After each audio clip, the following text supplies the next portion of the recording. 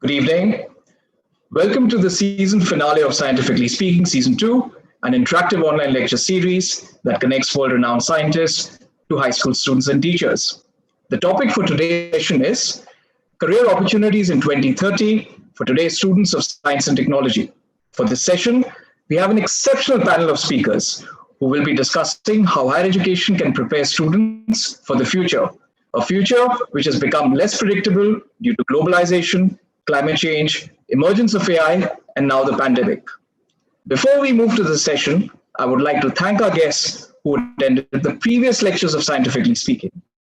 Our 9 previous sessions have had over 75,000 registrations and more than 16,000 live attendees on Zoom and YouTube. We have covered some very interesting topics, ranging from artificial enzymes to computing, from digital archives to living matter, from science communication to green chemistry, and from insects to language processing. If you've missed watching any of these, the recordings of the session are on Ashoka's YouTube channel, the link to which is provided in your chat box. With that, I welcome our moderator for today, Professor L.S. Shashidhara, Dean of Research at Ashoka University and Professor of Biology at IISc Pune. I would also like to introduce our esteemed panelists, Professor Sanjay Dhande, who is the former director of Indian Institute of Technology, Kanpur, one of the top engineering schools in the country. Dr. Anand Deshpande, founder, chairman, and managing director of Persistent Systems, a leading technology services company with over 10,000 employees. Dr. Smita Jain, executive director at India Bioscience, a community-driven organization to mentor students and scientists to pursue a successful career in life sciences. And finally, Mr. Varun Agarwal, who co-founded Aspiring Minds, one of the world's largest skill assessment companies. He has a keen interest in building India's science ecosystem and recently organized India's largest festival of science. I would like to welcome you all and now hand it over to Professor Shashidhara to take the session forward. Professor, you're on mute. Well, okay, technology. So thank you very much, Vikram.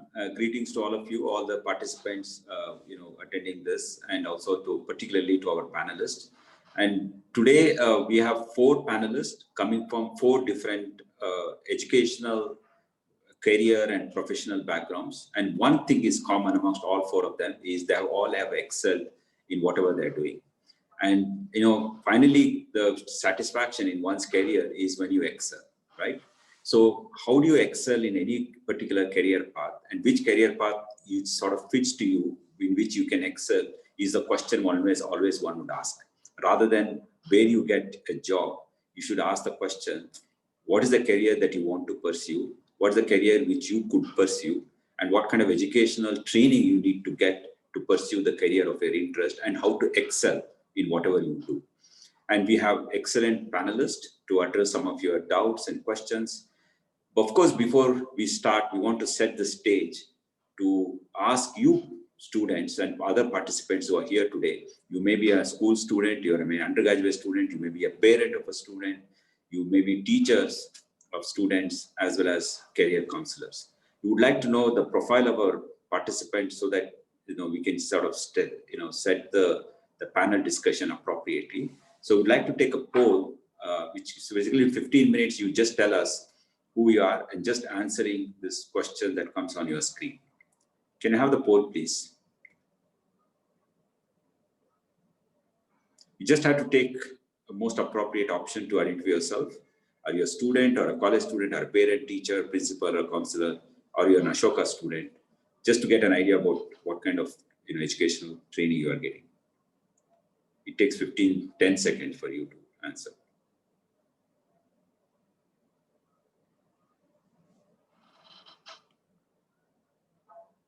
Okay, we already have the answer. So 40% students, college student 18%, parents 13%, teachers 22%. That's very good. And we have counselors and others. So it's good that we have a large number of teachers and parents are attending. They constitute over 35%, because you are the ones who are going to also counsel and advise the students or your wards. Okay, thank you very much. We can close the poll down. So the way we want to set the discussion is, you first, all of you are, I'm sure, from historical background, I'm sure if you ask your parents or ask your teachers, you would know what the world was like just about 25 years ago and what is it like today and of which you're experiencing. What is the transition it went through this state, right? So when you talk about jobs or careers 25 to 30 years ago, there were only fewer options and everybody would be aspiring for one or two types of jobs. And somewhat more white collared or some aspiring jobs means you go to bank or you go to LIC or go to maybe perhaps railways or public sector undertakings. But about 30 years ago, when liberalization started in India, so many new types of jobs opened up and they actually had a cascading impact and they changed the whole scenario itself. You know, it's not that the new types of jobs that were created in 1990s just expanded. They didn't expand, they just dynamically exploded and created a whole new atmosphere, whole new types of careers and jobs. And have we transformed our training, our educational, our skills development appropriately to meet this fast changing world is the question that one has to ask. If we have not, as an educator, and how will we going to advise our students that how they have to prepare themselves for the future? Now, the future for most of the students who are here, it may be 5 years from now or 10 years from now, depending on what stage of your educational, at what stage of education you are. For example, if you're a school kid, perhaps your career starts 10 years from now. If you're already in undergraduate or postgraduate, maybe 5 to 6 years from now.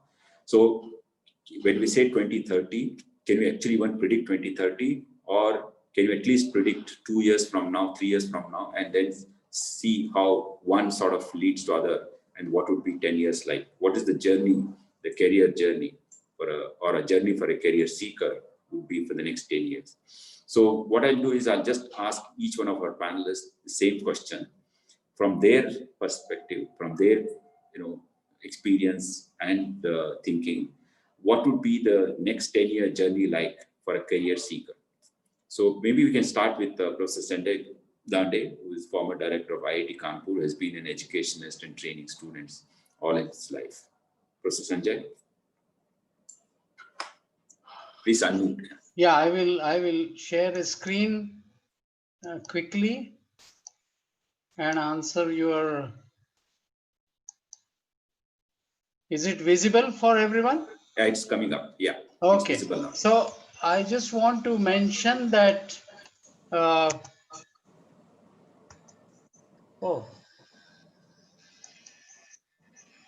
This is all right. So in terms of career opportunities, what I did was, when you look at the historical facts, the decade of 40 to 49, which was like the transition from British era, the career was mostly the Bachelor of Arts or the arts stream, because the clerical and supervisory careers were considered very important. The real rise of science happened in the decade of 50 to 59, when the labs got established. There were several CSIR labs, defense labs, many other companies started research labs, pharmaceutical labs got established, some of them at that particular point. And I would say that that was the rise of the science. But very soon the country realized that when you start the nuclear program, when you start the space program, you also need the professional engineers. And therefore, science-based engineers were required. And that is how the decade of 60s was the rise of the professionals. The decade of 70s can be considered as the rise of the management, and the management culture started taking roots in the country. And the decade of 80s to 89, actually there is a small spelling mistake that it should be 80 to 89, is the rise of the computer professionals, and the computer professionals became the order of the day at that time. Then the economic liberalization took place, and during the 90 to 99, the multinational jobs or the careers in multinationals became very important for the students, and the students started gravitating towards the multinationals. The national companies, the national organizations became less attractive. Then the first decade of this century, you will find that the services became very important, whether it is the hotel, whether it is the airlines, so all the services started increasing. Today, the economy has got almost 65% services, and the manufacturing has gone down, agricultural has gone down to some extent, and the knowledge economy is still rising. Then between 10 to 19, that is just the decade that is getting over, the financial services became the order of the day. And that is the career that was at the rise. Obviously, these are the waves, and some of the other careers have not died down completely. There are still some peaks, but obviously the rise was at the peak, and that was the sought after careers by many, many young people and their parents. What would be the scenario in the decade of 20 to 29 and 30 to 39? I feel that the multidisciplinary approach will be very, very important in the decade that is coming up, and the creativity will also be very important. Unfortunately, the creativity and science and technology are becoming little hazy in our country, and therefore the role of creativity will be brought into prominence. So the two things that I feel very important are, number one, the multidisciplinarity. So the arts and science and other so-called hard divisions will go away. And the second important part is the creativity will get into the prominence. The important thing that we have to remember is that the careers are shaped by market forces quite a bit. And I sometimes say that in the Nasik district, the onions market and the job market is very similar. You will find if the onions are more, the market collapses. And the same thing happens in our country, particularly with the professionals. If particularly engineers were in large demand at one time, and then the market crashed in some sense for engineers, and they became even thelawalas, and they started selling vegetables. Even the petrol pump was given free of cost for engineers at one time. So obviously you have to remember that the market forces are very important. Obviously the S&T careers are in the field of scientists, academicians, and overall thinkers. There are pluses, there are minuses in the S&T career, which I will discuss it later on. But the fusion of natural sciences, social sciences, and arts is very important. And that is my message at this point in time. Thank you very much. Thank you very much, Professor Dhande. Now I request Dr. Deshpande to sort of go through the same question, but from his perspective, because you're the one who set up one of the most successful technology service companies, employing more than 10,000 highly skilled professionals. Not most of them are very diverse skills. So, I mean, what do you think, having done the set up such a company, how would you do in the next 20 years or 10 years from now? So first, thanks a lot for inviting me here. It's a pleasure. I'm really not dealing a whole lot with students, but I do a lot of career counseling for mid-career people. So what I'm going to share with you may be quite relevant for parents as well. I'm going to give you 4 points I think that are very important. One, I want to start by thinking about our demographics and telling all you students that most of you in this session will probably live past 100, okay? And you are probably under 20 now, so you're going to live for another. You all are going to see the 2100 and beyond, right? And the reality is that in India, we have 1.3 billion people. Most of the people are young. So the reality is that you'll have to work past 75. So you are going to be working till 2075, 2080 at the least, okay? So next 55 to 60 years. Now, so this is the first trend that you should be aware of. So the reality is that, you're not going to be just working for 10 years, but for another 70, 55 to 60 years. So how do you deal with that? The second problem or point that I want to make is that the rate of obsolescence is getting nonlinear, meaning it's exponential, which means that whatever we saw in the last 10 years, 15 years, 20 years back, like Shashi mentioned, has already changed. We have already moved on way beyond what was going on 10, 15 years back. And this actually creates a lot of paranoia amongst your parents, okay? Your parents is the first generation that has seen the sand being swept under your feet, right? So they are really crazy about it. Oh shit, what's going to happen? How do I deal with this? So they are telling the students, go learn everything you can learn right now. And that's kind of not realistic. So this is a fact that I want to give the parents a side check. I think that, no, it's just that things are moving very fast. I know you've been shifted around. And the reality is you got to deal with this change. And this change is going to become even more intense in the next 10, 15 years.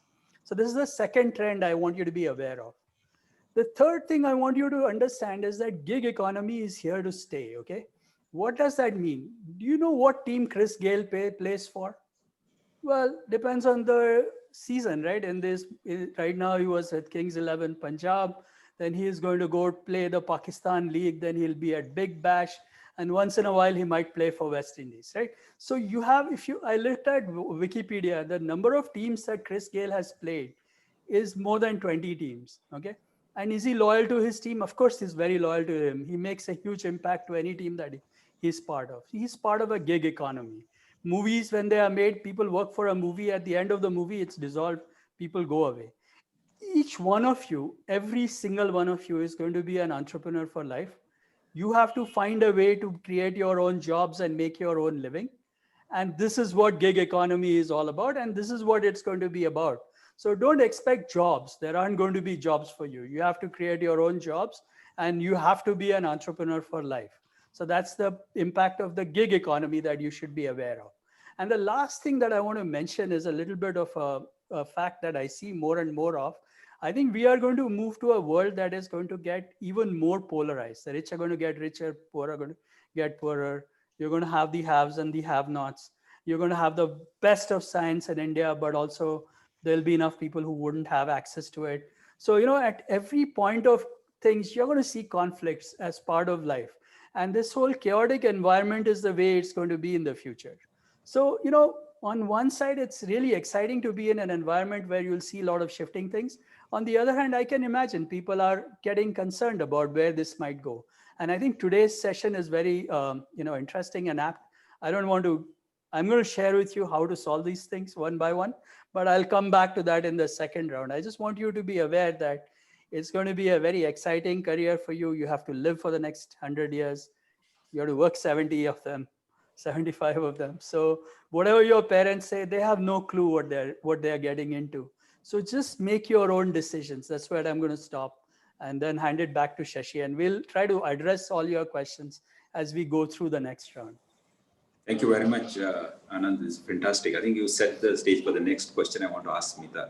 Smita, you're the one who actually created your own job. In a way, you made a radical change in your career path sometime in between, halfway through your career path. Not halfway through, maybe after a few years of starting. So what sort of, is from your perspective, the future, the career progression should be, and what one should sort of be ready to do in such kind of a changing environment? What kind of skills that one should have?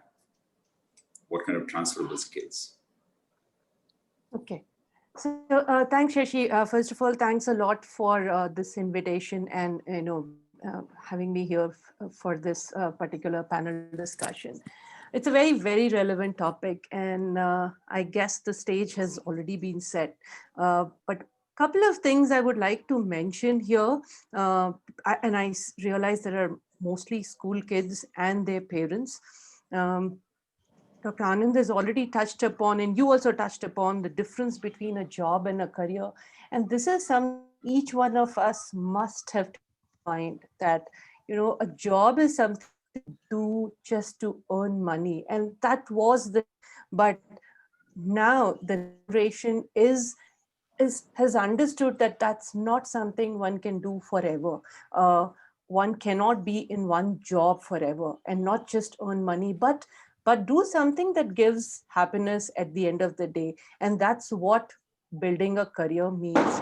So it's really important that each one of us understand that difference, and keeping that in mind, carve your path ahead, whatever it may be, based on your interest, your skills, your values. That's one. And second, especially for the school kids, that this transition from to college is massive. It's not something very simple and easy to navigate. One keeps this in mind, that you are no longer going to be in a very protected environment, but an environment which is open, which is very dynamic, which is changing and changing like crazy in today's world. So one has to remain flexible. One has to really remain flexible and adapt to new learning, open to new learning. So having said that, maybe I'll very quickly touch upon, Shashi, what you said about my own transitions.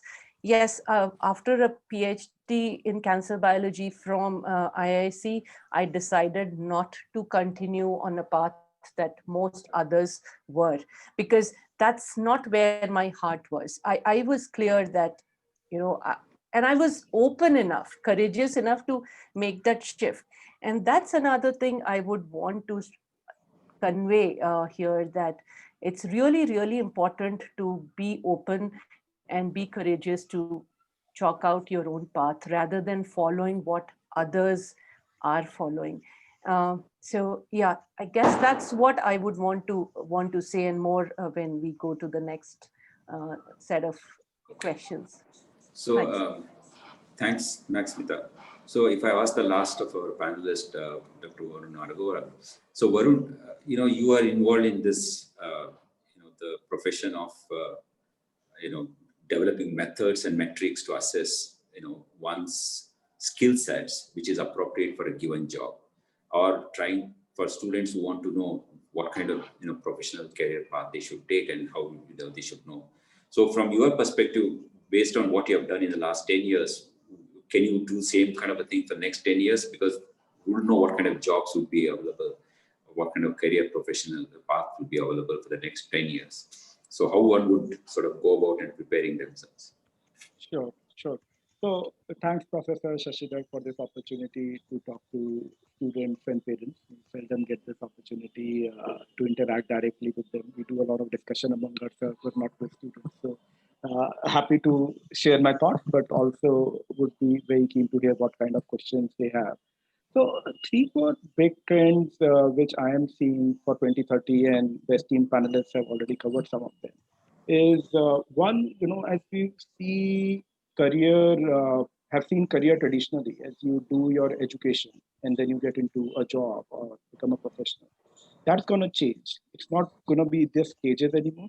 So education is going to become continued education, and career would also become, your career will be going in tandem with your education. So probably if you're studying at Ashoka or another university, together with that, you might be doing something, then you might go into a full-time job, but then you might come back and keep learning on the side of the job with, on online platforms or otherwise. And that's because skills are changing very, very fast. So that static view which we have, and a lot of you might have, is that, oh, what university degree should I do? And that will define my whole career path.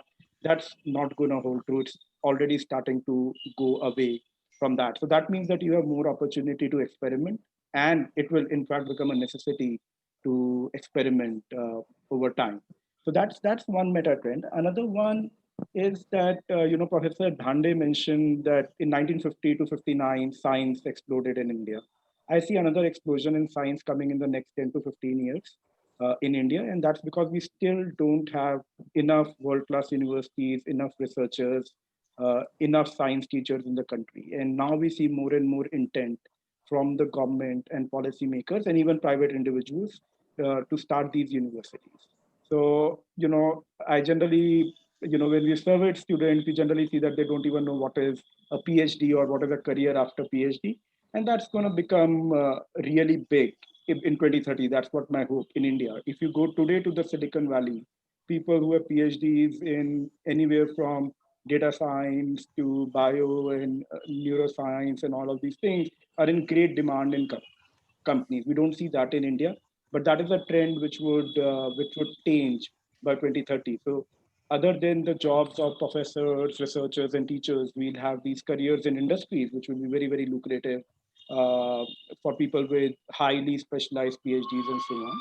And we'll see a lot more diversification in science careers, like the kind of things Smita ji is doing. We'll see a lot more people in science policy, a lot more people in the ethics of science, right? So one of the points Dr. Deshpande was talking about, how the world will change and there'll be more polarization and so on. And with the new technologies which are coming up and the new kind of science we are doing, there'll be a lot of ethical questions. So there'll be a whole discipline which will form around science ethics, which will come out. There'll be a whole discipline which will come around science policy, India, and science communication is also underdeveloped, which will come out. So my hope and view is that in 2030 we'll see an explosion in science careers, which are still small in India, but slowly growing.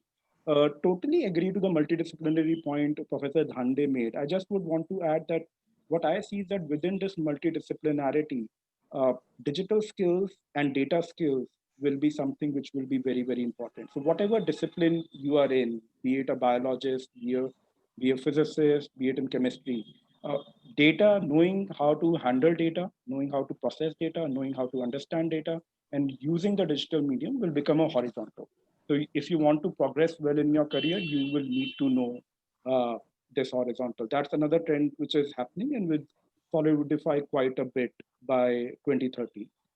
And last, what COVID has done is, it has accelerated remote working, which we all know, right? So one, it has helped create the infrastructure for doing a lot of things which we used to do remote, which couldn't which people didn't imagine they could do before, like this webinar. But also experiments in labs and so on. There are universities which are running whole courses online, and they've figured out and built this infrastructure to run these courses online. And we have also gone over that mindset that we cannot do some of these things remote. So that would stay even when COVID goes, and that means we all will have a lot more opportunities to operate globally, much more than we did before. So the careers which we will see in 2030 will be not only in India from India, but from the whole globe, and there'll be a lot more agility to move around these careers, sitting still at one place. So those would be, Shashi, my thoughts on what would happen in 2030. Thank you very much, Varun. So now I want to sort of change the question to a slightly from a different perspective. I have two more questions to each one of you. Perhaps I'll combine both the questions so that in the interest of the time. So, as a society, there are two components to society. Each individual is one component and the whole is another component. The whole is sort of governed by very different systems. There is government, there is, very different other, the driving forces, right? So there's what is known as, one can always say that, I'm responsible for my career path, my life.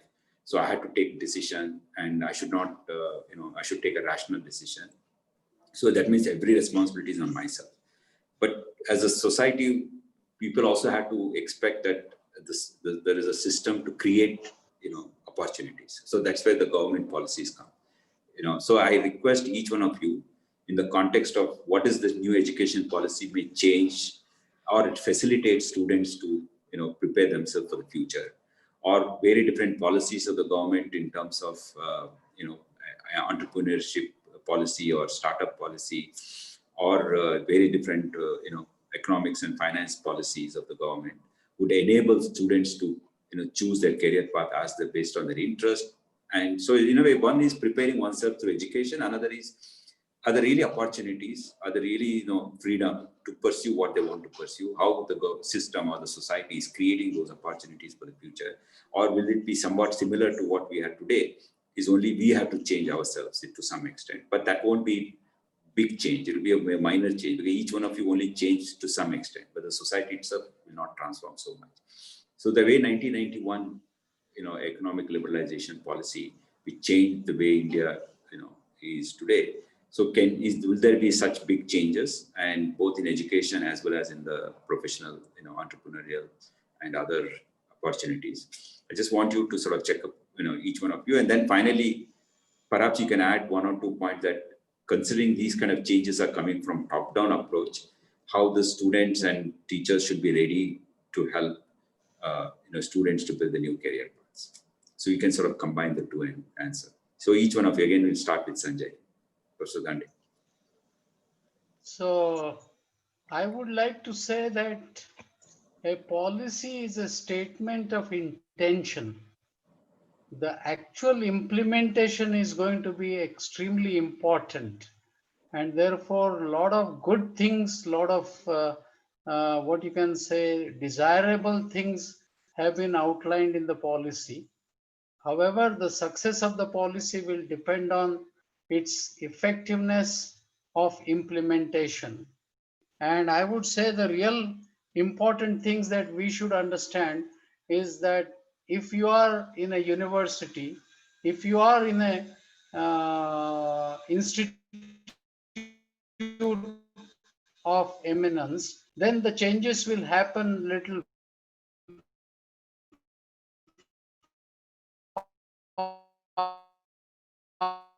faster. While if you are in an affiliate as a high inertia system, which changes bit slowly, and therefore one has to understand that the world is going to change. The world is not going to depend on your university to be a high inertia university. So the students will have to pick up some things outside the university or outside the classroom. I think flexibility is one important feature that has been incorporated in the policy. And again, the academic flexibility is important. As I mentioned, the divisions like science and arts and technology and commerce, etc., management, I think that the policy is very much against and would like to make it multidisciplinary in some sense. How that happens at the board of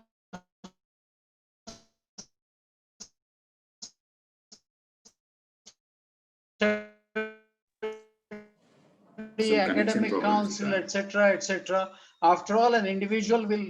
This spirit is more important. Creativity is going to be extremely important in the years to come. Most of the Indian education is highly non-creative, if I may call.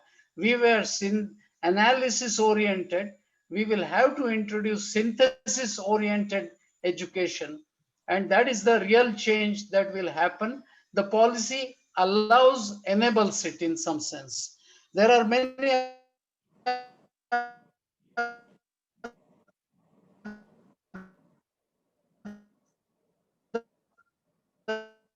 aspects, and the two important features that I would like to mention in the national education. I will give one example of plagiarism. The plagiarism is such a huge problem in our society that cut and paste. People will just copy the things and add it. We copy the assignments, we copy the examinations. God knows what we don't copy, and people are so used to cut and paste, and that is a no-no, a big no-no in terms of the values that we want to promote. And this is something which is emphasized in the policy. And also the skills. The education has become so bookish. The rote learning has become so common, and the coaching classes have become so pervasive that it is really killing the true spirit of education. If you try to understand that going forward, the competitiveness is going to increase. So also the demand for excellence is going to increase, because the number of jobs are going to be limited.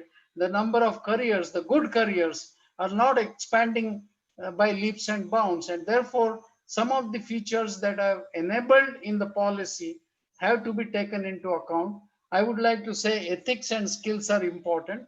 The last thing is the technology, the use of technology. And unfortunately, because of the COVID, I think the whole education world is understanding what is meant by the role of technology in online. I don't think we would have been able to reach these many students in one go unless we have been dependent on this online webinar series in some sense. So I think there are good things in the policy, but they will become really effective when you implement them successfully. I think I will stop at this point and ask others to elaborate on other aspects of the policy. Thank you very much, Ms. Dhande. So, Anand? But I must say that the questions that I am going through, already we have reached 45 questions. I think you need an exclusive webinar to answer the questions. But one question is addressed to you, and the question is, why 2030? Because 10 years is a very long period. One student or one person has asked that question. You have to answer why you picked up 2030. Okay, I'll come to that answer with you after this discussion. Anand, would like to add? Yeah, so actually I believe that the policy and all is not going to be very useful to you who are students right now, because by the time the policy gets implemented by all the bureaucrats, you will be already through your college and be done with it. So I don't think you should worry too much about it. Second, I don't believe in the government at all. You are responsible for your own career and no one else is. Okay. So you have to take things into your own hands. And the reality is that today in this world, you have many opportunities that you wouldn't believe you have if only you looked for them. So I'm going to share with you a little bit about how to go about this in a subsequent section. But my point to all of you is the following. Stop depending on anyone else. Don't depend on anyone else for your career. It's your career. You're going to work at it for 75 years. You're going to be learning all the time continuously. And you have to figure out a way to learn. And that is the key to success. And, I'm sure you'll get there, but sort of believe in yourselves. There's a lot that's happening. There are going to be numerous opportunities for each one of you. After all, we have 7 billion people in this world. We create an economy amongst each other. So as more and more people demand more things, they're going to be providers for everything that there's a demand for. So I'm not convinced that, we are at the end of the world or there's going to be life is going to be tough or anything like that. I think there are going to be superb opportunities for each one of you. You have to be flexible and be aggressive about what you want to do and take control of things. Don't wait for the government. Don't wait for, everyone else to solve your problems. That's where I would stop here, and then we'll take it at the next round. Sure. Smita? Yep, thanks. I would like to add. I guess, yes, definitely. I guess Dr. Anand has already covered, very, very nicely the points that I wanted to say. But just a couple of more things I would want to add here is that, as he mentioned, policy is good. Policy has some really, really good intentions, but it would take its own sweet time to get implemented and become a reality. So instead of worrying about the new education policy, what each one of you should be doing right now, as Dr. Anand mentioned, take control of your life and don't follow the herd behavior. The next few years of your life are really, really crucial. Follow what your heart says, and don't follow this herd behavior that we have been doing, that this is what one should do post the graduation. This would be the next step. Post PhD, one has to go for a postdoc. I don't think one should follow that herd behavior. Just listen to your heart, what you are good at, what you really like doing, what you think you can contribute to the whole society, and then chalk out your own path. And this is where aligning your skills, your interests, your value system, we were just talking about ethics as well, would become really, really important. Another critical thing that has really worked for me, and I would like to share here, is that know what you do not want to do. Again, not following the herd behavior. It's very, very important to know what you do not want to know. Even if at that juncture, you are not very clear what you want to do or what you would actually do. So it's good to omit out certain things, move forward, gain that experience, because every experience would matter in life. Even if that means that couple of years down the line, you would want to take a turn and do something very different. It's perfectly okay in today's world. But don't get into something that you are not very comfortable or good at. So if we keep that in mind, keep an open mindset, things would definitely fall in place, is what I would say and end. So thanks, Mita. I think, as you can make out, of the, audience here, that depending on, who is pursuing what kind of a career, our sort of, based on our prior experience, how we talk about the importance of education versus importance of decision-making processes. Maybe Varun, you also another one who has, taken a completely different, path of career, sort of not taken the beaten one, but you're also helping thousands or even maybe lakhs of students to sort of be more independent and come out with a new kind of professional skills. What do you like to add in this context? I think I agree to the other panelists that I think what is happening on policy that makes us hopeful that will be reforms and education and science will become better. And I am very hopeful that it would happen in the next 10 to 20 years. But in India, one should do things in spite and despite of the government and the policy. So we cannot depend on what will happen in the policy landscape to build our career. In fact, as innovators, we can push. A lot of policies come to life when there are private individuals who do certain things and the government sees merit in it and want to scale them. And I think that's how you should think about that. I can quote Mahatma Gandhi here, right? Be the change you want to see. And that's how a lot of new policy things can come up. In fact, science and tech policy in itself is a very, very interesting career opportunity because there's so much to be done in it. And now today, there's even Niti Aayog and different ministries who take these young professionals who help them in policy formation and so on.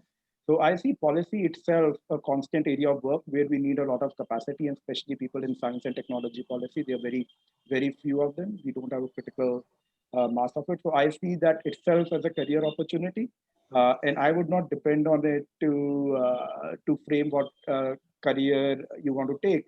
But I'll just add that keep your eyes and ears open because very interesting policies even keep coming in the short term, like the PM Research Fellowship, which helps you get better stipends as a PhD student and get more resources and so on. So there are short-term policies which the government keeps bringing up, which help students who are in science and technology. And one should keep their ears and eyes out because these can become career opportunities uh, for you in both the short and the long term. Great, thanks. So obviously, I would like to add one more point to all of you, saying that one particular career is now going to be going away is the job of the teacher. Something what Sanjay and we are practicing. The technology may change how we teach. The technology may change how the students learn. But finally, there is physical or online or somewhere there's a teacher who actually has to sort of teach the students directly or indirectly. Anyway, so I'd like to, the final point I want all of you to touch upon. You can add points which, comes to your mind, which I didn't ask the question, which is relevant for this today's discussion. So in the context of science and technology careers in the future, just, everybody spoke that, you should do away with all the stereotypes, think for yourself, what career you want to take, be your own master and sort of stuff. So finally, you're also, 50% of our audience are young students. Of course, there are counselors and teachers who may help them to some extent. But if someone keeps saying that they have to become your own masters and choose your own career, what are the one or two sort of tips that you want to give to students that, how do they prepare themselves? Obviously, they may not take any decision for another 5 years. It's fine, it's very good. What is that they can do in the next 5 years so that they can actually take a decision which is appropriate for themselves? Maybe again, we'll start with Sanjay, Anand, Smita, and Varun. I think let us flip the order now so that I am not the first to bat all the time. Okay, Varun, yeah, maybe you come to the end. So maybe we start with Varun. Sure. So I'll talk a little about what are the kind of skills we need to have to prepare ourselves for 2030 and break out of the stereotypes, as Professor Shashidhar said, because jobs and careers will be very different. The first one I'd like to touch upon is what Dr. Deshpande also spoke about, is building a capability to learning how to learn, right? Because learning will be constant now. It is not that you will learn certain skills in college and that will take you for your entire life. And if we believe Dr. Deshpande is going to be living 100 years, if not we, you will be living 100 years. So skills and professions will change quite a bit over that time. So building that capacity of learning to learn is very important, which is both cognitive and behavioral, right? So there's certain amount of logical ability, deductive and inductive reasoning capabilities one need to have to continue to learn, which falls in the cognitive ability bucket. And how you develop it is by doing projects, trying to learn new areas yourself, right? why to only look at your college faculty to teach you things? Can you pick up a new area and learn yourself? And you should start doing that experiment very, very soon, And there's also a behavioral component, which also goes back to one of the points Dr. Deshpande made earlier on, that we all will be entrepreneurs, right? So what are some of the behavioral components we need? We need grit. There's failures and you have to come out of those failures, and you need self-efficacy. You need to be believing in yourself that you can do things. There's this very interesting idea which comes from a Stanford psychologist, which is called growth mindset versus fixed mindset, right? And people with growth mindsets think that you do something well because of the effort you put in it, whereas people with fixed mindsets believe that you do something well because of the innate capability or smarts you have, right? And this psychologist has done numerous studies on showing that if you are a growth mindset person who thinks that you can achieve more if you put effort, they are way more successful in their life, which is shown by longitudinal studies, right? So these are the kind of behavioral traits one has to develop. And there's no, honestly, as far as I know, there's no easy way. Then being doing a lot of live projects, being involved in a lot of activities where you take initiative to do it. At the same time, it's very important to build your basics. So there are certain basics which have for very long remained the same, like Newton's law has changed with Einstein, but still in certain constraints it's true, and Einstein's theory is still true. And the way they came to these theories, that methodology will remain true, that scientific methodology of doing things will remain true for at least the time unforeseen. And being able to learn those things and get those basics right is very, very important, right? And then you can really learn anything new which you want to know. The last point which I like to make is that there was one question also here in the question box, that what is AI going to do to the world, and will there be any jobs for us, right? So one thing which we know for AI today, and that might also change in 10 years, right? We don't know, but AI is good at solving, it's become very, very good at solving very narrow problems, very narrow tasks. Like it can do very well if you want to translate a piece of text into another text, and Facebook just brought out a new tool for it. It does very, very well in doing that, right? But it's not very good at doing general open-ended tasks. Anything where the problem statement is in itself open-ended, and you need to figure out and close-end the problem itself, right? Is what it doesn't do well, right? And this is to the earlier point Professor Dhande also made about creativity coming in, right? And that will be one of the key skills on how do you solve open-ended problems. And this is one skill which I have struggled when I interview people coming out of colleges. So you can talk to a person who will be like very, very good at writing programs. You give him any programming problem, he'll write a program. He or she will write a program for it. But then he'll say, oh, you know what? I want to build a chatbot to, let's say, help a farmer in getting updates about weather and getting answers to your questions. What all will you think? What all will be? How can you spend half an hour in thinking about how will you think about building this product? Right? And there we really see them struggling. As soon as you give them an open problem, just even, you're not looking for anything very fancy in 30 minutes. You're just trying to see how you think about an open-ended problem. And what will happen in 2030 is that a lot of close-ended problems, and I think I can say that with fair amount of confidence, that programming will be solved by 2030. You give a programming statement and the machine will be able to write a program for it.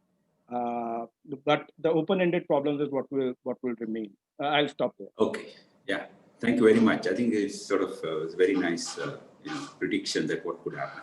Smita? Yes. I guess I would touch upon a thing that Shashi, you mentioned in your first question on transferable skills. And I guess that's really, really important for each student to know and showcase that what their skills are. Why I'm saying this is that each one of us learn a lot of things other than what book teaches us. Because during our school days, during our college days, during all these formative years, you are learning much more than what the books have to say. The issue is that no one tells us, nor our education system is such that we learn how to showcase whatever we have learned other than the textbook knowledge, which we are assessed through the exams. So it's really, really important that each one of us understand that what are these skills that we have, what are these skills that we have learned, and how can we apply when we actually get into our career paths. And these are nothing but, as Vikram was mentioning, your ability to analyze things, your ability to be flexible, or your ability to deal with other people, to be a team worker, to organize things really well, to manage your time. These are certain things that are really, really valuable that each employer looks for. So it's very important that each one of you who are, in your formative years, pay very close attention and work towards building more such skills. If you're good at it, learn to showcase. And if you feel that you do not have certain skills, work towards them so that you gain that confidence and showcase it well, because that's what is going to keep you you know or stand you out from others. So that's one point, Shri, I would want to Okay, mention thank here. you. Thank you very much. Anand? Okay, so I see a lot of questions here about a few topics that I want to cover. And then I want to give you a 5 C's about things that you should do now that will help you in your career. So I think there has been a lot of discussion about what you should do, what you shouldn't do, and all that. And there's a lot of comments on should I follow my passion or should I follow something else? So the reality is the following, most of you who are young in your career, you don't know what your passion is yet, right? Meaning, how do you know that you like biology or you like astrophysics? Maybe you've had one lecture in one topic, but you have no idea what the other things are. So my suggestion to young people at the moment is to experiment like hell. Try this, try that, try this. Try as many things as you can, okay? There is no reason why you should only do a few things here, or you should only do biology, or you should do only science or whatever else. Try everything that you can. As young people, you are able to learn much faster. And when you try these kinds of things out, right, that is sort of how you become good at learning, and you become curious, and you become good, and you know what your passion is. So trying to say to a 10th standard kid that, follow your passion, you have no clue what your passion is right now. As you get along, you will find that you might like something that you are not exposed to today. So, don't get constrained in terms of defining your world at this moment and say, I only like doing this or not. I don't like math. So you haven't tried it out enough. So this is why I think you should have an open mind and really plan your life a little bit better. There's been a lot of questions on this topic about, jobs, what happens to this job, that job. The reality is that for young people, okay, to get started in life, you actually don't need that much money. Okay, so you'll be able to find enough ways to create employment for yourselves, is my prediction for all of you. And if you take your plunge and do many things, you'll be versatile enough that you'll find employment. So I don't think you should get constrained about employment when you are in your 10th, 12th, or even in your college life. And once you start working in your profession, you will find a way to get better at it, and you'll get to them. So these are two opening comments. I want to make 5 C's as 5 major things that you should be looking at now. One is be curious. Okay, and I mentioned that in some other format, but if you're not curious while you're young, then you're going to get constrained by certain things, and you will not know where to deal with and how to go about it. The second thing is the reality of life is going to be all about continuous learning. So the skill that you need to learn now is to learn how to learn. Whether you like it or not is not important. How do you figure out how to learn the system? How do you learn whatever you might be interested in doing, so that you know how to learn things? That is crucial. And this whole concept of you go to college and then you stop learning, and this may have been good for my grandfather, but it doesn't work for me anymore, or for my next generation. So forget about that option. That option doesn't exist for you at all. The third thing I want to point out is that, we are going to work in a collaborative world. I've already said you're going to see gig economy, you're going to work with each other. So who you know and how you know them is going to have an important role to play. And this is very critical. And I think a lot of people in India especially do not value the importance of networking. They think about it as nepotism and all that other crap. The reality is that we live in a world where I would help someone because I know them, or I know their relations, I know their college that they were at, or whatever else. So the reason why you go to good colleges is not for the college, but for the network it brings to you. The importance of the network is somehow underestimated by people that I meet in mid-careers. And I think one of the things that an IIT education for me brought for me was the network of other IITians, right? So the network is valuable. Don't shy away from it. Don't feel bad about saying, oh, how do I use my connections for doing this or that? Connections are there for using them. And I blatantly keep asking friends to give me introductions to people. And it is essential. You have to do it. There is no other way out. And collaboration and networking is crucial. So that's the number 3 point. Fourth one is communication.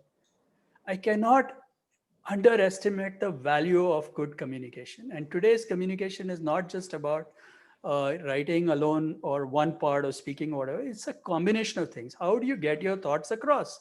And that is what is going to be successful people are going to do. You have to be able to promote yourselves and get your thoughts across. If you can't do it, you will not succeed in a world where we have lots of opportunities, but you will have to find your own opportunities.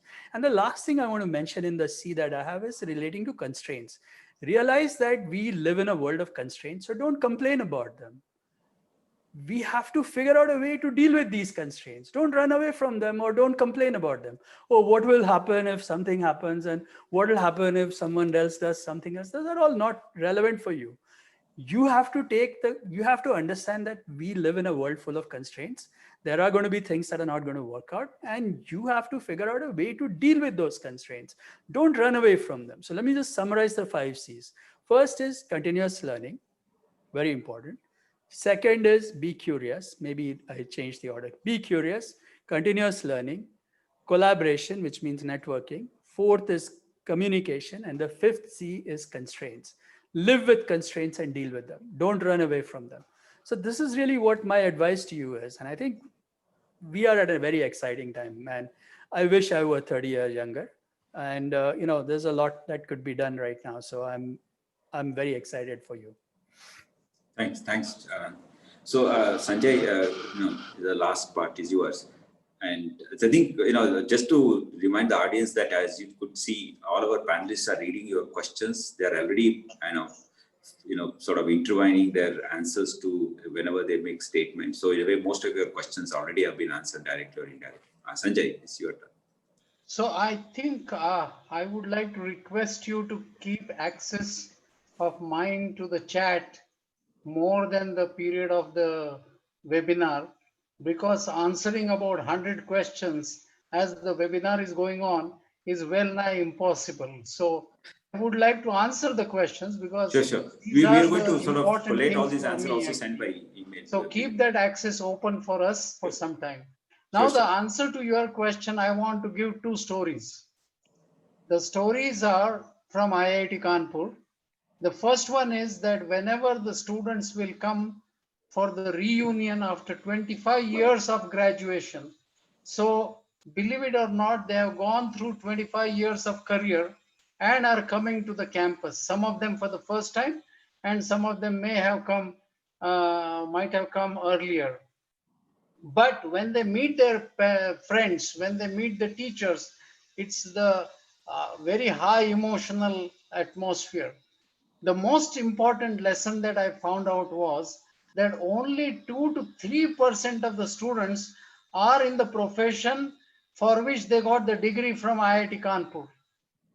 Most of them have changed their professions, and as Anand was saying, others have mentioned.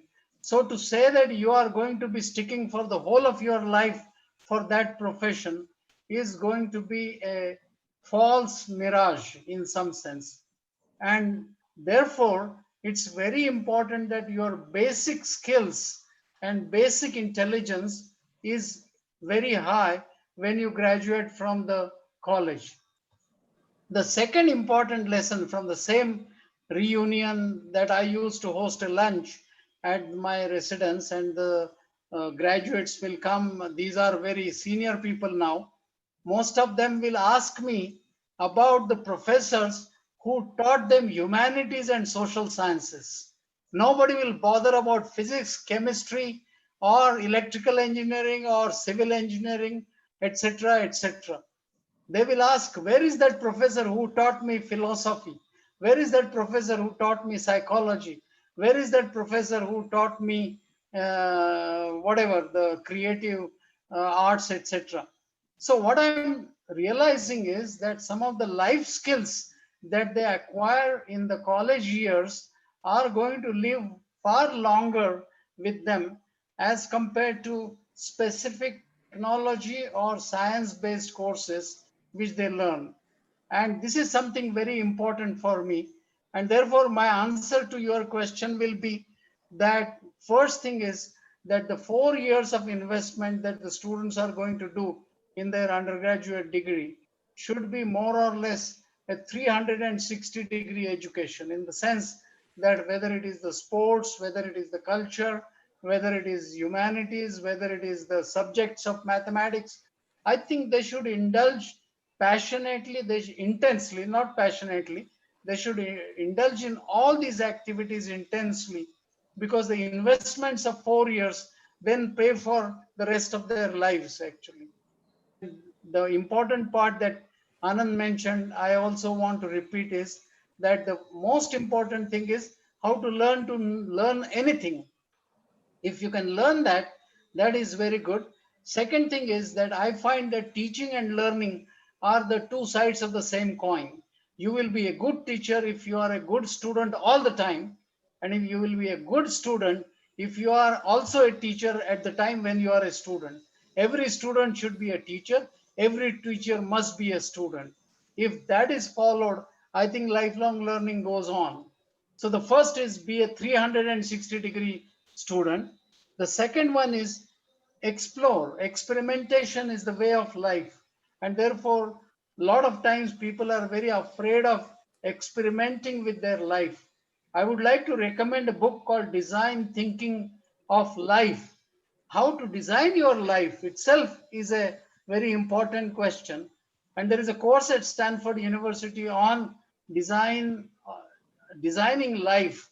And this is a stream of design thinking. That is, I have got the book which I can share, but that book is essentially the transcript of the course, actually. So what I'm trying to say is that life itself is a design problem, and therefore experimentation is a part of that life. The third thing that I want to mention is that be an individual. There is no standard road that has been laid out in front of you. Each one of you will have to design your career, which is going to be in the sky. And therefore, there will be your own individual firmness and your own individual commitments will matter a lot in life, as compared to being a sheep in a flock and jumping because my friends are doing, because my uncle has said, because my auntie has said, because my father has said, because he is a very dominating father. I think those are the things which they should get away from. And the hostel life is very good for it. Obviously, you have to be very careful not to pick up the bad habits in the hostel.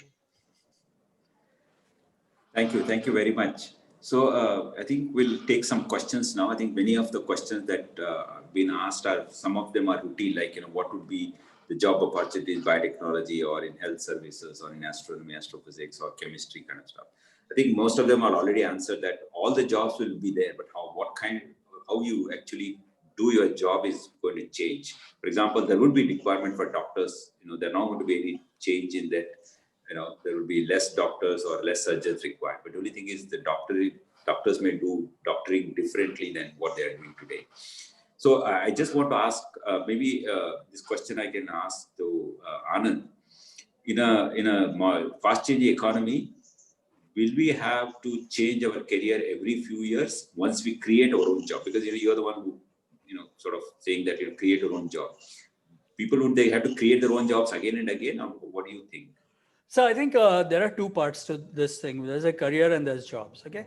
So I think your careers will evolve, as Professor Dhande also mentioned. Most people end up changing careers every so often in terms of what kind of things they might be looking at. I think jobs are going to be a little bit different. And let me give you a little different concept in terms of how jobs are going to change. And so the idea is that I believe that in the future, employers will hire employees for a period of a project. Okay. So I have a film to make, I'll hire the people for that film. And at the end of the film, everybody will be disbanded and you'll find a new film to work on. So, people will not have permanent employment for life. that concept, I think, is going away. It's not going to remain. And it is going to become a situation where you'll have to keep finding new things to do all the time. And individuals will also now be in the other way around. So if I'm a top coder, right?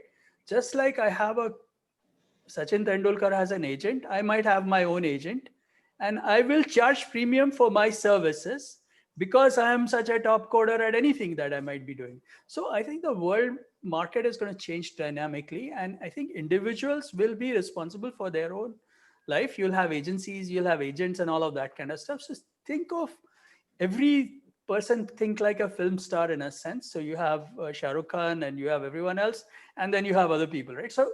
So world is changing like that. So yes, you will have to think about your career all the time. You'll have to keep your career updated all the time. You'll have to keep figuring out how to do it. And it will be your responsibility to do this. Nobody else is going to make this happen for you. And in this context, what are you doing now? You should become curious. You should learn as many things as you can learn. You should learn how to evolve very quickly. And that's where the world is going to go. So I believe that every one of you will be an entrepreneur for life. And this is the reality. So forget about jobs. You have to create your own jobs and you will have enough work to do. There'll be no shortage of work, but it may not be a job. Okay, it will not be some employer hiring you for life. Those days are gone. Profs also, right? Shashi, you are in multiple places today. Tomorrow, somebody else might have something else going on. We are doing a project where you're going to do cancer research. You are doing something else. So aren't you working 6 things at the same time? In a way, yes, right? And that's the way it is going to be.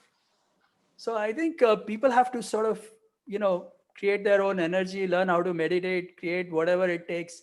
But, you have to create your own fuel and propel yourselves. That's the way I see the world. I think it's a very good analogy you gave, both the film production as well as Chris Gale's role in cricket. So this is the question to Sanjay. Considering that in a college currently, we have to choose a single discipline or just one core subject, how do we expect or expand ourselves in multidisciplinary way? So what is your sort of, because again, everybody is saying that they have to be a little bit multi-skilled or multidisciplinarity is important. What is your advice? And until new NEP, some system is, you're on mute. Unmute yourself, please. Yeah, go ahead. Repeat the question for me, please. So the question is, in the current scenario where we have to follow one particular subject as major or take only one core subject, how do we sort of expand ourselves to be a multidisciplinary expert? I think a lot of times you have to be outlier in the system. Maybe you have to borrow the books and read. Maybe you have to attend the classes. I can give the example of a very famous person called Kirit Parikh. I am sure he was the founder. People know it or not, I don't know. But he was the founder of this Indira Gandhi Institute of Development Studies in Mumbai. He's a famous economist. He was also in the Planning Commission. Believe it or not, he was a civil engineer by training. And he went to MIT to learn the doctorate in civil engineering. But his heart was always in economics. So in MIT, he started sneakily attending the lectures of economist Paul Samuelson. And slowly, he discarded his specialization of civil engineering and became a PhD student of economics in MIT. And when he finished, he became economist. And I can give many such examples who have changed the tracks during their career. I mean, sort of. I know there was an American student with me who had a bachelor's degree in music. And he was a very good cello player. Cello is like a violin held vertically up and down, very big violin sort of an instrument. And he came to mechanical engineering. And the reason he came was to study vibrations. He says, I have no interest in mechanical engineering. I want to be the best cello player in the world. And therefore, I must know what are the vibrations for, how vibrations get generated. And he will apply that knowledge to his cello playing. And so music and masters in mechanical engineering. Now, how did this happen? Because it was United States. in India, of course, there are nonsensical rules and nonsensical, I should not say, administrators of the universities who won't let people get admitted unless you have this or that and this and that, etc. So the best thing in India to do is to do it outside the regular track on your own, and then see whether somebody like Ashoka University or other institutions who are coming up now, which are very liberal in attitude, will allow it. The policy allows it, but I don't know how the universities will adopt the policy. So Okay, I would thanks. say that be out of box person and pursue the change of track. The change of track is indeed possible in life. Yeah, thank you. So, Varun, the questions for you. In fact, you already touched upon the AI related career path. So, the question here is particularly in Indian context. In the next few years, will there be more opportunities for people with skills in AI and robotics in India? Yeah, so today there are, if you look at the systems that are coming up, you will find that some intelligence is getting built into the hardware systems or software systems, whether it is for, let us look at microwave or let us look at washing machine, and you will find that the old washing machines didn't have artificial intelligence. Now they may have it. Today, when you search something, all of a sudden you will find that the prompts come, you may like this, recommended for you. Now, all these things are happening because you never know where the data analysis will throw up some suggestions for you. And this is happening in all the systems. So at least the next decade, you will find that the scheme of things, the artificial intelligence will be on the rise. But let me also warn you that about 40 years back, MIT started the laboratory for computer science and artificial intelligence. Peppert was the name of the professor who started artificial intelligence. Prolog was the language we all learned. There was a language called Lisp, and the Lisp was list processing. But jokingly, we used to say lots of irritating single parentheses actually. So I think it went through some dull period. Now again, it is on the rise. So technologies go up and down. So don't bet for lifelong on artificial intelligence. For next few years, artificial intelligence is going to be in demand because several physical systems will be incorporating these sorts of logics in their controllers. So, Varun, here is the question. I think there are two questions I'll sort of combine. When it's becoming more and more competitive, let's say, although it may not be true once it's very creative to find their own jobs.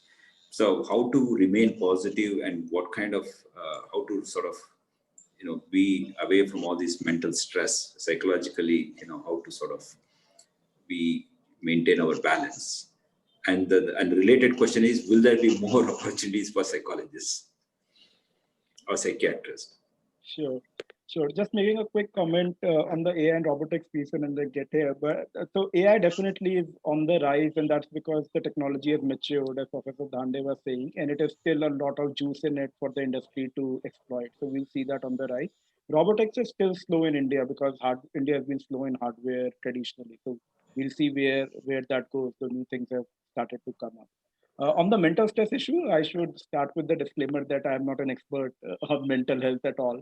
So I'll be speaking in capacity of anyone else who thinks about this thing. I think the big thing is that we are probably in an age where there are most amount of opportunities than there were ever before, right? And we can explore a lot more than we could ever before. For example, in India in the 90s, they were just beaten path careers, and that's what you had to choose. And those opportunities have exploded, and there are a lot more careers which are viable, economically viable, and that's only increasing over time. So I think we should see the positivities of the age where we are in. Also on the question of someone talking about how to do multidisciplinarity, right? I mean, there's so much opportunity with MOOCs today. So there are courses of MIT, Stanford, which you can take online. if you are a passionate student and learn yourself. Their latest papers, which are coming out of conferences, are accessible at the fingertip of everyone in the world. So the amount of information which is there at the fingertip, the information asymmetry has gone way down, and I think that is why I think positively about the time we are in, and seeing that what are the opportunities which we have, which we didn't have earlier. And I think the couple of skills which I mentioned, like, self-efficacy, believing that you can do, and if you put effort, you can do things. That is something which can continue to bring strength to you and remain positive. If you start believing that, it is just, someone is more intelligent than me, and he or she will do better and I can't do much, that is what will take you down. So, cultivating some of the right thought processes in your mind and seeing that you are in a world of opportunity is what I think will help you remain positive. And I think challenges are in all our lives, right? And as Dr. Deshpande was saying, there are constraints, and those constraints hurt everyone. So there's no one who has lesser constraints than you. You'll sooner or later realize that in life, that the grass looks greener on the other side, but we all are fighting our own battles. So thank you, Varun. In the interest of time, we'll have one last question for Smita. But audience, please be sort of assured that we're going to answer all these questions and then put up the answers in some portal where you can access. Smita, you have excelled so well in your career path, and you have changed your jobs, and you have managed different types of working atmospheres. But it may not be true for everybody. I don't know what are the constraints you faced, but as for girls and for women, sort of in the changing scenario, would there be will there be a better opportunity for them, or would there be more difficult for them to work in the new decade? What do you think? What is your advice for girls and women? Interesting question, Shashi. I guess a very difficult answer to this. It all depends on individual how you take it. I guess as long as you have to go out, work, do a 9 to 5 job, that's also challenging for many women. You sit at home, work, that's also challenging. So it's a balance one has to make. It's really a balance. So couple of things, maybe a couple of advice. One is, you as an individual have to really stay motivated and just take things as others do and play on that equal playing field. That's important. Second, one has to train the family as well. That's really critical. We cannot continue working in the same mode or in a very patriarchal way like it was a couple of decades back. If girls have to make their career, the families have to really support them at equal level. So for that, one needs to train. I also understand it's difficult to train, people who have already grown up, but at least we can train our next generation so that they understand the importance of a career for both genders and contribute equally, which would make things much more simpler and easier for anyone to follow their dreams. So that would be my advice. Thank you. So, in the interest of time, we may have to sort of stop here. We had a fantastic discussion, and all of you sort of answered. In fact, most of the questions that I see here are already answered directly or indirectly. And I think audience can also sort of see the recording of this, which will be posted on the YouTube later, see, some more precise way whether your questions are answered or not. If not, you please do contact us. But last thing, there was a question for me or for the Ashoka University who organized this, why there was a gap of 10 years? Why did you sort of choose 2030? So in a way, there's no gap here. We are only talking about each one of you are in very different stages of your career path. Maybe some are you are preparing yourself through education. Some of you are thinking of what education you have to pursue. And some of you are maybe already in some form of a job or career. So we are basically thinking that set the goalpost 10 years from now, and it's a journey from here to 10 years. So there's no gap. It's a continuous process. It's a continuity. So that's what we are aiming to, and hope some of your doubts are clarified. And if those who have still some questions or suggestions, please do write to us. Thank you very much. Over to Vikram.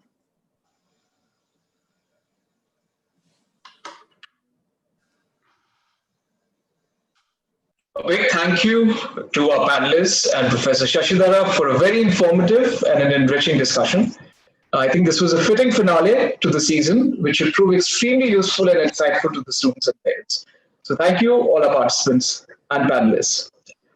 I would also like to thank the organizing committee. 14 distinguished educators from schools across India have helped put the series together. Without their continued support and feedback, the series would not have been possible. I will also request our participants to take a minute to fill the feedback form, the link to which is provided in the chat box. We will be back with another series of Scientifically Speaking very soon and look forward to your participation. For those looking to apply to the undergraduate program at Ashoka, applications for the first round of admissions are open. The deadline for round one is tomorrow, 18th November. For more information on the project, timelines, requirements, please visit our website, www.ashoka.edu.in, or write to us, apply at ashoka.edu.in, or call us at the number shown on screen. Until next time, please take care and stay safe.